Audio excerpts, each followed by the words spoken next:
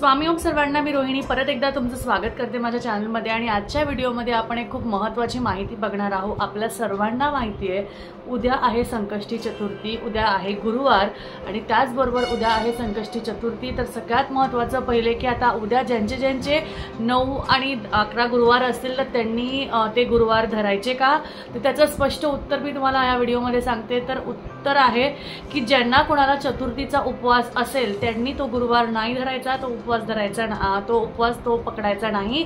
आणि ज्यांना चतुर्थीचे उपवास नसतील आणि ते 9 आणि 11 गुरुवार करत असतील तर त्यांनी तो उपवास त्यामध्ये मोजला तरीही चालेल। ज्यांना चतुर्थीचा उपवास आहे त्यांनी चतुर्थीचीच उपासना करावी आणि ज्यांना चतुर्थी नाही आहे त्यांनी फक्त गणपतीची उपासना करून स्वामींची जी काही सेवा आहे 9 आणि 11 गुरुवारची ती केली तरी चालेल। सेम उद्यापनसाठी पण आहे।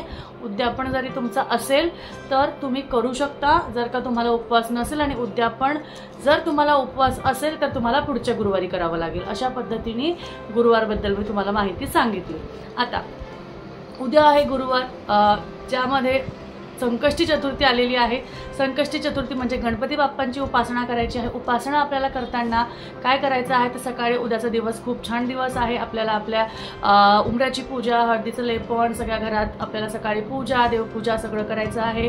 सकाळी गणपतीची उपासना करताना अथर्वशीर्ष, गणपती स्तोत्र, जे काही तुम्हाला म्हणायची इच्छा असेल, ज्या काही सेवा तुमच्या करायची इच्छा असेल त्या तुम्ही सेवा नक्कीच करू शकता।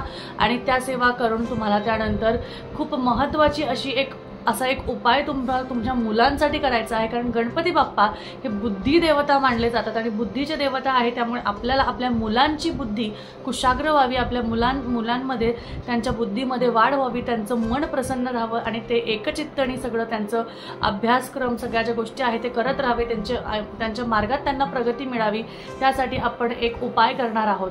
आता आपल्याला उपाय काय करायचा आहे तर आपल्याला हा उपाय संध्याकाळच्या वेळेस जेव्हा आपण आरती वगैरे करणार आहोत संध्याकाळची त्यावेळेस करायचा आहे, किंवा तुमची गडबड असेल संध्याकाळच्या वेळेस देवाला नैवेद्य वगैरेचा काही गडबड गोंधळ असेल तर तुम्ही रात्री झोपायच्या आधी जरी हा उपाय केला तरीही चालेल।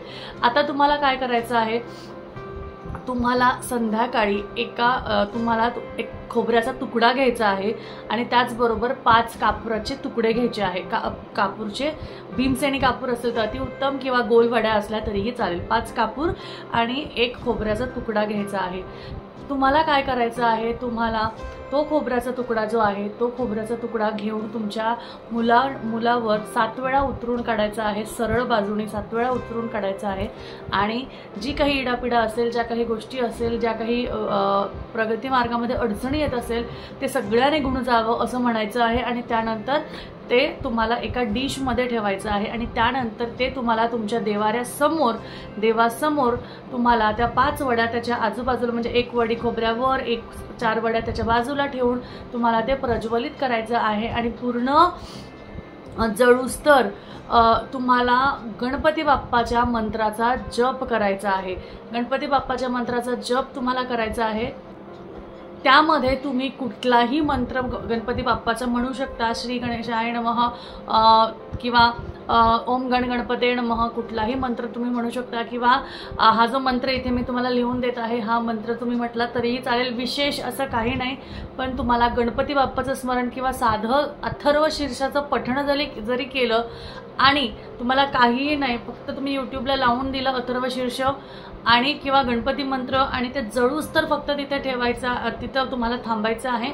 आणि त्यानंतर तुम्हाला ते कुठल्याही कुंडीमध्ये तुम्हाला ते पुरून द्यायचं आहे, कुठल्याही कुंडीमध्ये ते टाकून द्यायचं आहे, मातीच्या आत तुम्हाला टाकून द्यायचं आहे। अशा पद्धतीने तुम्ही जर का तुमच्या मुलासाठी हा जो उपाय केला तर नक्कीच त्याच्यावरची जी इडापिडा असेल, त्या गोष्टी आहेत त्या निघून जातील। त्याचबरोबर त्याच्या प्रगती मार्गामध्ये जे काही संकट येत असतील ते लवकरच निघून जातील आणि तो पुढे जाण्याचं, त्याच्या पुढे म्हणजे आता समजा त्याला काही अडचण येत असेल, परीक्षेत मार्क मिळत नसेल, कुठली परीक्षा उत्तीर्ण होत नसेल तर ह्या उपायाने त्याचे नक्कीच रिझल्ट्स येतील। आता तुमचा मुलगा लांब आहे, दुसरीकडे राहत असेल तर तुम्हाला काय करायचं आहे तर तुम्हाला ते हातात घ्यायचं आहे, तुमच्या मुलाच्या नावाने देवाला प्रार्थना करायची आहे। त्यावरच तुम्हाला सगळे मंत्र स्तोत्र, म्हणजे ते तुम्ही गणपती बाप्पाचं मंत्र वगैरे म्हणणार आहे ते हातावरच म्हणून गणपती बाप्पाला निवेदन करायचं आहे। आणि त्यानंतर मग ते उतरवता नाही जरी आलं तरी देवाला नुसतं दाखवायचं आणि त्यानंतर तिथे ते देवासमोर तुम्हाला प्रज्वलित करायचं आहे किंवा ते तिथे तुम्हाला जाळायचं आहे। हे केल्याने तुम्हाला खरंच असे छान रिझल्ट्स मिळतील। नक्की करून बघा, खूप चांगले रिझल्ट्स असे आहेत।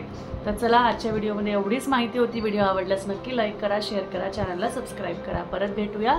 श्री स्वामी समर्थ।